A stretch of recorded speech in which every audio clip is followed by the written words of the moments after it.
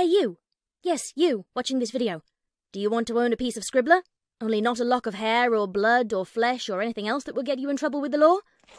Well, now you can, with t-shirts, hoodies, tote bags and mugs featuring Obab Scribbler at her Teespring store. You know you want to. I shall now stop talking in third person and send you on to the video. Be lovely to each other and enjoy the show.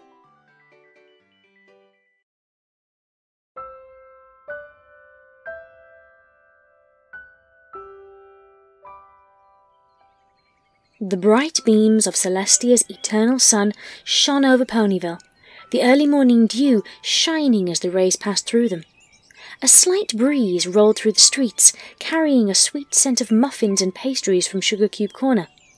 There were very few ponies walking through the cobbled streets, since the sun had only just risen over the horizon. For the ponies who were awake at this hour, they were able to enjoy the serenity that the town had to offer, though when there wasn't an event here or there caused by the mischievous Pinkie Pie. Even though her crazy antics did tend to get on their nerves, it felt nice that some pony wanted to make them smile, no matter what the cost. Rainbow Dash, who always seemed to be awake in the early morning hours, gracefully glided through the air. Her wings gave a shimmer when they came in contact with the sun at a perfect point. Circling the home that housed her favourite librarian, she gently made her descent to the compacted earth just in front of the door.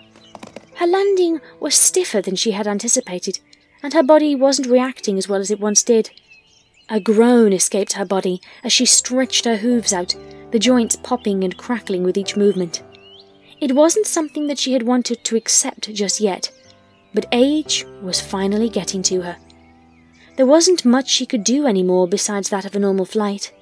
The features on her face had also begun to age, her eyes wrinkled and her lips cracked from years of flight. The one thing that she could still say she was proud of, though, were her mane and tail. They had somehow managed to keep their effervescent glow, while other ponies tended to fade over the years. For her it seemed as if they had actually gotten brighter. For her, she was lucky. Today would be the day she and Twilight would test out the new elixir that Twilight had concocted, something she claimed would relieve all stress in her body and free her muscles from their tired state. It was something that Rainbow Dash had been looking forward to for a matter of weeks after Twilight had briefly mentioned it over lunch one day. It would mean getting what she was, and what she used to be, back. Not only that, but that would give her and every pony some extra time to spend with their friends, full of energy. Not sore and tired. A cyan hoof rose from the ground, coming down on the wooden door and knocking. Rainbow Dash pressed an ear against the door, listening for some kind of movement inside the house. No sound came, and she knocked once more. Spike would have answered the door, but he had gone on yet another quest to find out exactly who he was. There was no sound, which was strange, seeing as how Twilight was supposed to be up by now. Rainbow swung the door open, knocking over some petri dishes, which shattered as they fell to the floor. Twilight? Rainbow asked, staring guiltily over the broken petri dishes. Twi? You there? The only response that echoed through the hollow tree was that of her own voice. Things were beginning to become eerie. Twilight always responded when someone referred to her as Twi. Rainbow made her way up the worn staircase to the loft, the steps squeaking. Twi? She called out once again, only to hear her voice echo. Peering out over the top of the staircase, Twilight's bed rested in the middle. Spike's bed still lay in the corner, as it always had, serving as a reminder of her number one assistant. From where Rainbow stood, she could see a pony-sized lump hidden beneath a purple blanket. A small smile cracked Rainbow's face, thinking that Twilight had actually taken her advice to sleep in for once. About to back down the stairs and leave, a small, glowing blue vial caught her attention. On the nightstand, next to where Twilight lay, was a small folded piece of parchment held down by the vial. Rainbow stood there for a few minutes, just staring at it. Eventually, her curiosity got the best of her as she moved lightly on her hooves to the nightstand where the potion sat, pulsing a glowing blue.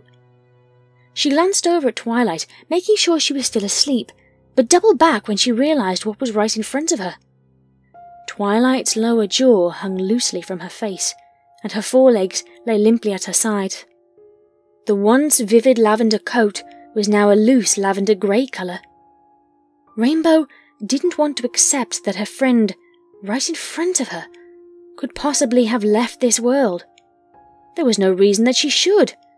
Twilight seemed fine when she had talked to her just a few days before. Rainbow gave another look at the pulsing potion, tears starting to flow from her eyes. The parchment that had been held down by the vial had her name on it, and it was clearly written by Twilight. Rainbow picked it up, the parchment shaking as she lifted it to her watering eyes. Dear Rainbow Dash, life is funny if you think about it. When we were just young fillies, we wanted to grow up. We wanted everything that being a grown-up pony had to offer. But now that we are where we wanted to be as fillies, all we strive to do is get younger again. It's just so strange and frankly illogical that our brains would cause us to reverse what we want.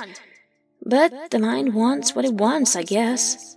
It just seems so funny, in its own twisted way. I have finally made that elixir I told you about that one day, Rainbow. The look in your eyes when I began to talk about it, I could tell that it was the only thing that you could want in your aged body. I have done it. But I have also worked myself far harder than I thought I would have. I just feel so tired now. I just want to sleep. All I want to do is sleep, now that you can fly with energy through the skies once again. I write this just in case what I think of as sleep is what I really fear it will be. I fear the extent of my exhaustion is more than what a night's worth of sleep can ward off. It may be more of an eternity, but there's no seeing whether or not I'm right. But because of my age and the amount of work I have put into the potion since you last saw me, my calculations have told me it may be my time.